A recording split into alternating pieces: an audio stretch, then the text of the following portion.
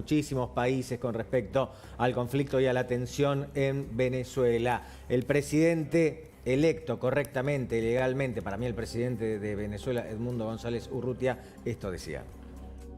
Al noble pueblo venezolano y a los padres y abuelos que esperan ansiosos el regreso de sus hijos y nietos, que tienen en nosotros sembrada la esperanza, les prometo que no les fallaremos. Nuestro Padre Libertador nos inculcó el espíritu de lucha y del sacrificio por la libertad. La libertad siempre derrota a la tiranía y es la obra de la constancia.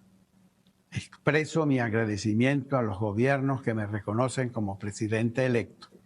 A los que no lo han hecho, les recuerdo que en esta hora grave, que en la lucha por la libertad no queda espacio para la neutralidad. Clarito. Cinzia, bueno, colega también, me imagino lo que presentamos recién del periodista detenido, las informaciones, pero me gustaría una lectura y una opinión sobre esto que recién decía Edmundo.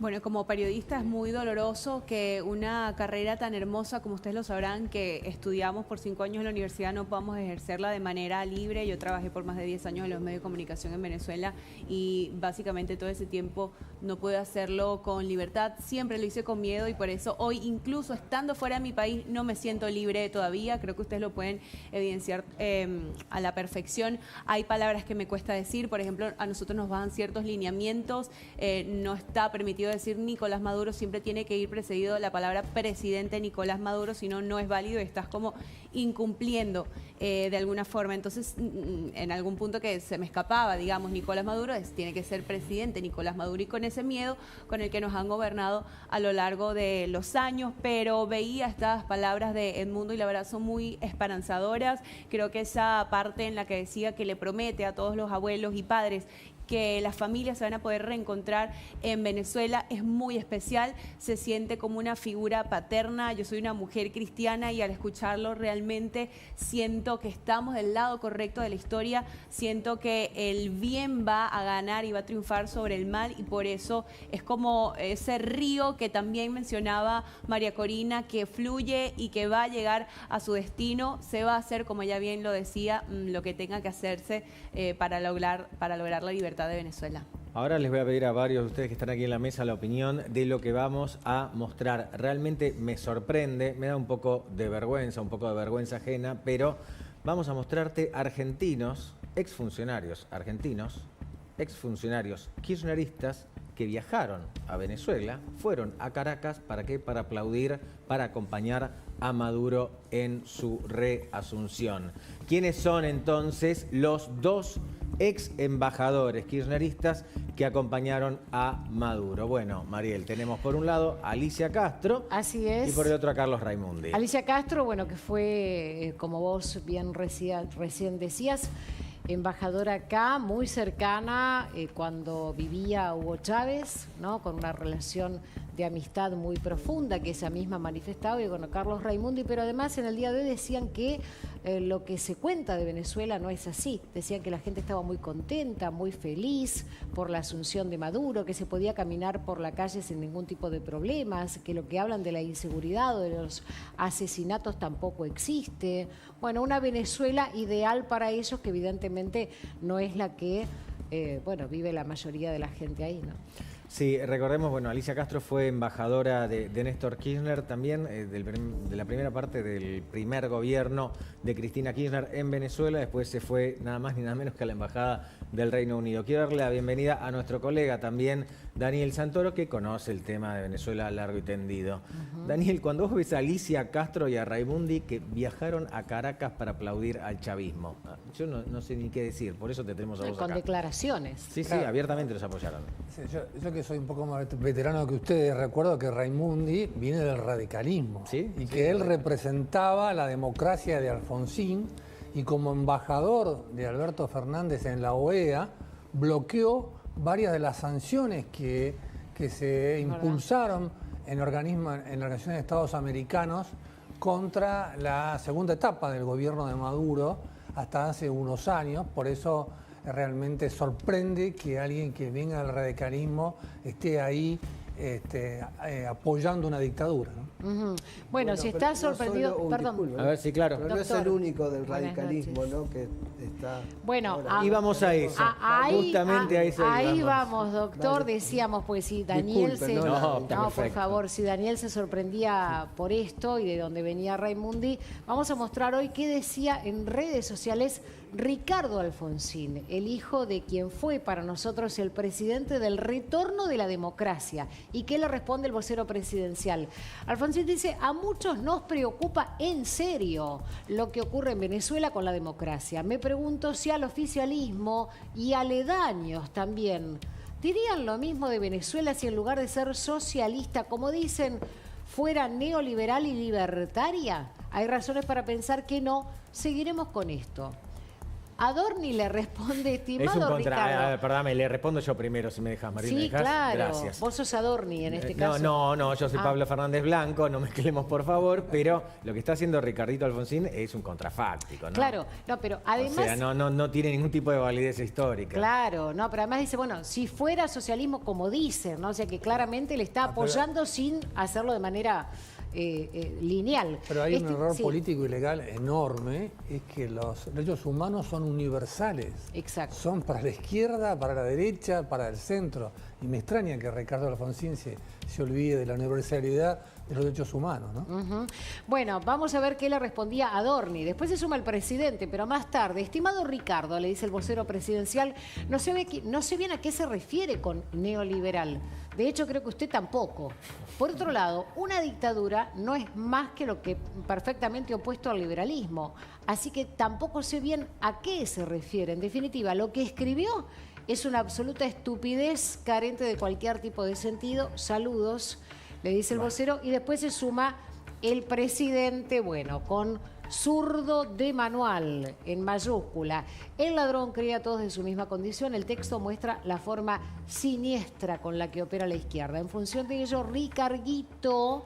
No es un hace- error, es a propósito, ¿no? Es a propósito. Es creativo Milei para denostar a la gente Así con es. estas cosas. Hace una pregunta, la cual nos regala una confesión. Parece que nunca me escuchó cómo defino liberalismo, dice el presidente. Chiao, zurdo. Bueno, cruce. Obviamente Daniel. es por el cargo que le dieron de Embajador 4 años embajadora en España, claro. habiendo renunciado a la Unión Cívica Radical y haberse aliado con ese sector que lidera Leopoldo Moro y demás, que apoyan a la dictadura venezolana, ¿no? La chavista. Quiero darle la bienvenida a Gustavo Lázari Lacha, para nosotros, está bien, ¿no? El nombre artístico. Gracias.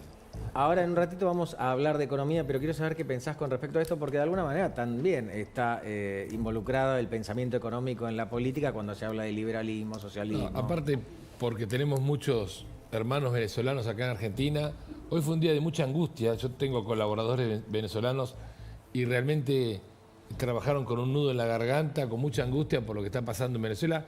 Les pido disculpas de mi pequeña parte por esta falta de respeto de estos 3 muchachos a los venezolanos que están en Argentina, ¿no? Porque vinieron buscando libertad, democracia, y estos chichipíos van allá a apoyar una dictadura. Realmente me da vergüenza ajena. Mi pequeño granito de como ciudadano le pido disculpas a todos los venezolanos que están en Argentina porque fue una falta de respeto lo de Raimundi, bueno, lo de Alfonsín, déjalo, ya está. Pero, digamos, inimputable. Y creo que las palabras que usan los muchachos de Venezuela son las más siniestras que escuchamos en la historia de la humanidad. Censura, frontera cerrada, fíjate, las naturalizamos. Es una dictadura por todos lados donde se lo mire. Y me parece muy buena la oposición del gobierno argentino y de la Argentina en particular, ¿no? Realmente nosotros abrazamos mucho a los venezolanos que están en Argentina, solo somos la inmigración de la alegría. Todos los venezolanos laburan con una sonrisa. Sí, es verdad. Ojo que tenemos que aprender de eso también nosotros, ¿no? Ujú, es verdad. Bueno, la postura del presidente que evidentemente terminó forzando quizá que Lula desde Brasil terminara, ¿no?, manifestándose de pleno, a pleno, de lleno, diciéndole, bueno, recupere el diálogo Maduro con la oposición y ofreciéndose como mediador junto con el No, presidente pero de hoy Francia. Maduro es la oposición, lo que pasa es que hizo un golpe de Estado. Claro. Hoy técnicamente fue un golpe de Claro, Estado. Sí, es pero real. digamos que el que está en la casa de gobierno es Maduro, desafortunadamente. A eso nos referimos. Sí, está claro.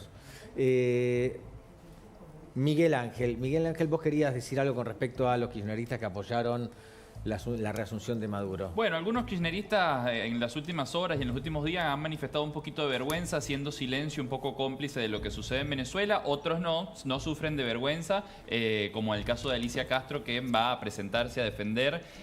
Muy triste además la situación, porque nosotros los venezolanos entendemos, y nosotros tenemos un término para esto que se llama bozal de arepa, que es a quienes por algún tipo de dádivas no tienen cercanía porque creen en ellos, sino porque de alguna forma los petrodólares hacen que este apoyo surja, y esto lo hemos visto a lo largo del hemisferio, pero además, siendo ella una ciudadana argentina, estando privado y legítimamente de libertad otro ciudadano argentino, habiendo sido ella embajadora de Argentina en Caracas, sabiendo que el cuerpo diplomático argentino en Caracas fue expulsado por Nicolás Maduro, dejando ahí a 5 compañeros que están siendo asilados, ahora bajo la protección de Brasil, pero que por quienes se les pide el salvoconducto y no se cumple. Pero además, desconociendo, como bien lo decías tú, los derechos humanos fundamentales, no solamente de esas 5 personas que están asiladas en la Embajada Argentina, sino de la población entera venezolana, porque cerrando las fronteras, bloqueando el acceso a Internet, sacando la luz y los servicios básicos, de alguna forma están convirtiendo a todo un territorio en un campo de concentración de miseria.